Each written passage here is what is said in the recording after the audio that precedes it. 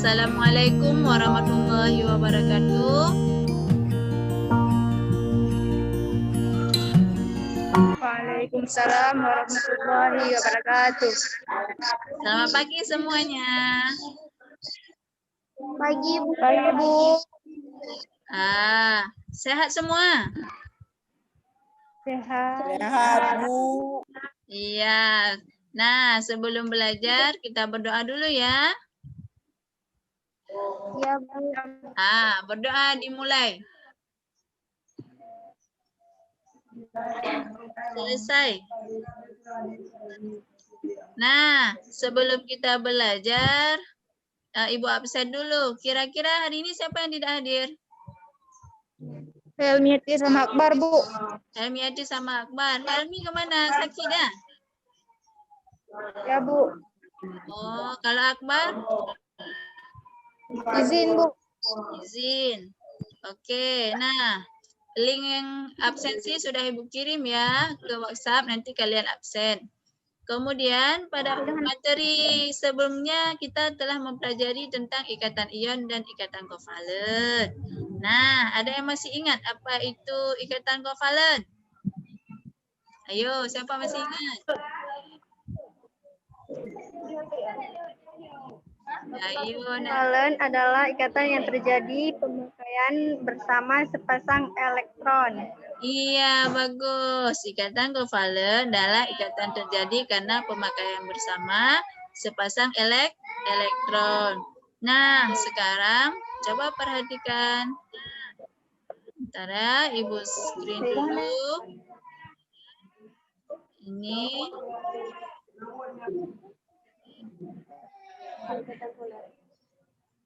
Ibu share screen dulu ya materinya. Coba diperhatikan.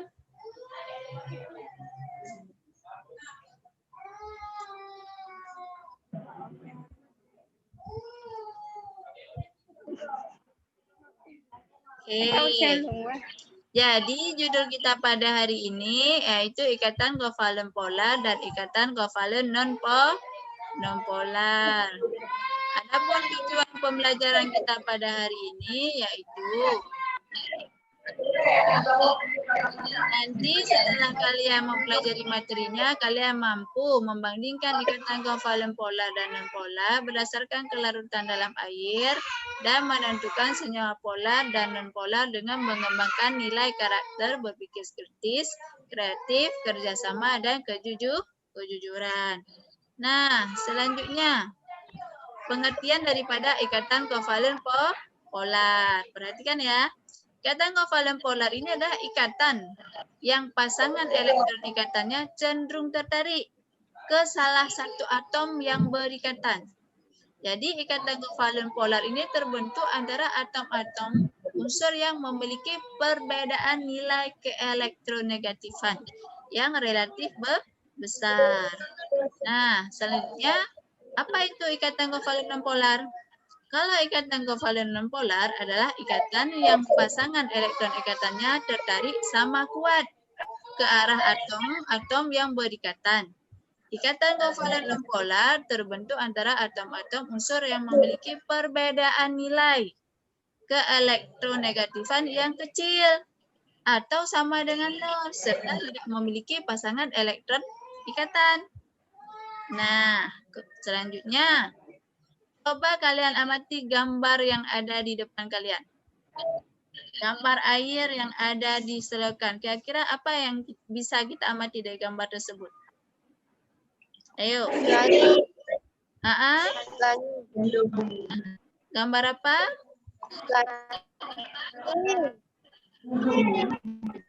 Iya, gambar apa Musfira? Dan tidak mau bercampur.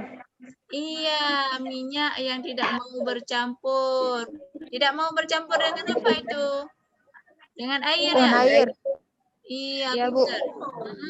Berarti di sini ada gambar air yang tidak mau bercampur dengan minyak. Nah, ini ada contoh susu ya.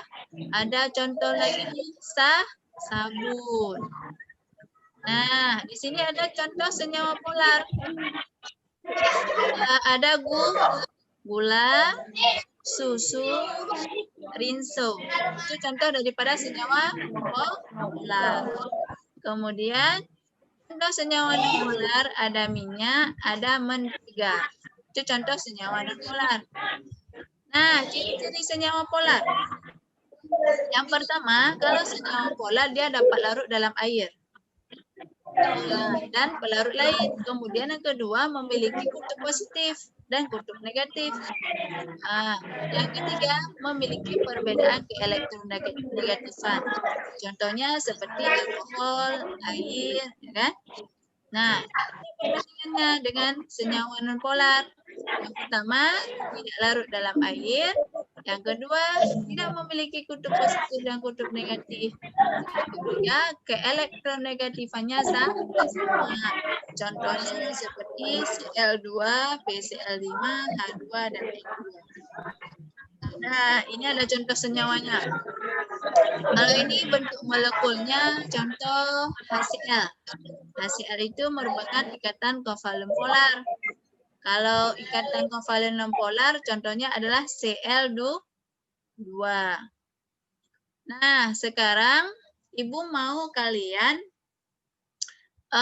membuat satu praktikum sederhana tentang pengujian kelarutan.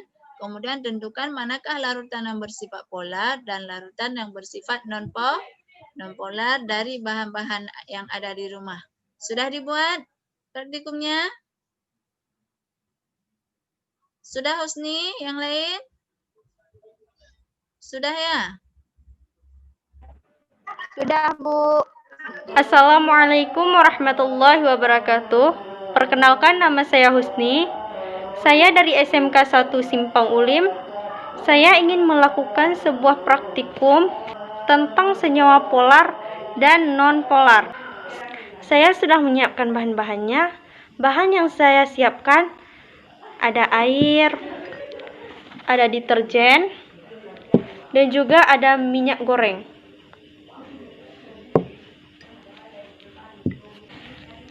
Praktikum yang akan kita buat terlebih dahulu adalah percampuran antara deterjen dan air. Nah, sekarang saya mau memasukkan deterjen ke dalam gelas.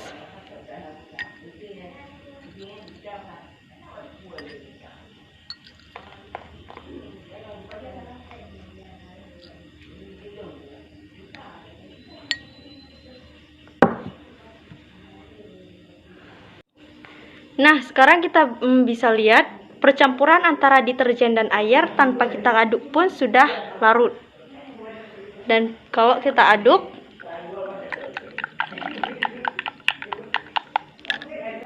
tetap larut juga. Bakal lebih larut ya. Antara percampuran deterjen dan air, kita bisa langsung tahu kalau ini adalah senyawa polar. Kenapa? Satu praktikum lagi. Di sini saya sudah menyiapkan setengah gelas air dan juga minyak goreng. Sekarang kita tuangkan minyak goreng ke dalam gelas air.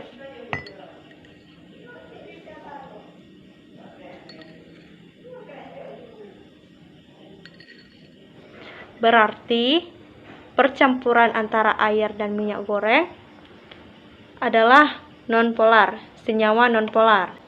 Karena minyak gorengnya tidak bisa larut dalam air, dia tidak bisa bercampur dengan air.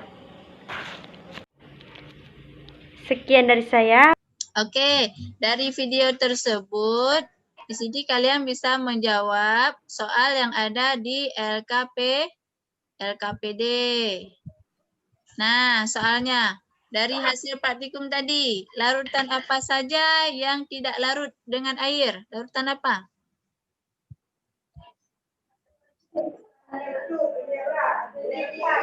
Larutan apa, Husni, yang tidak larut dalam air? Satu minyak, mentega, Bu. Oke, kalau larutan yang larut dalam air? Rinso, gula, garam. Iya, bagus. Kalau yang ini pertanyaan ketiga, mengapa air dapat larut dengan larutan polar dan tidak dapat larut dengan larutan non-polar? Air adalah senyawa kovalen polar yang akan mudah melarutkan senyawa polar yang lain. Oh, iya bagus. Jawabannya ya sangat tepat sekali. Nah, selanjutnya ada pertanyaan nggak tentang materi kita hari ini? Nggak ada, Bu. Nah, kalau nggak ada, kira-kira siapa yang bisa menarik kesimpulan materi kita pada hari ini? Saya, Bu. Oke. Coba nak. Hari ini adalah ikatan yang elektron. Ikatan cenderung ke salah satu yang berkaitan. Contohnya gula. Kalau ikatan kovalen non polar, ikatan elektron katanya sama-sama kuat ke arah atom yang berpisah. Contohnya Iya, bagus. Bagus sekali, Musfira. Jadi, ikatan kovalen polar adalah ikatan yang pasangan elektron ikatannya cenderung tertarik ke salah satu atom yang berikatan. Contohnya kalau dalam kehidupan sehari-hari yaitu gula.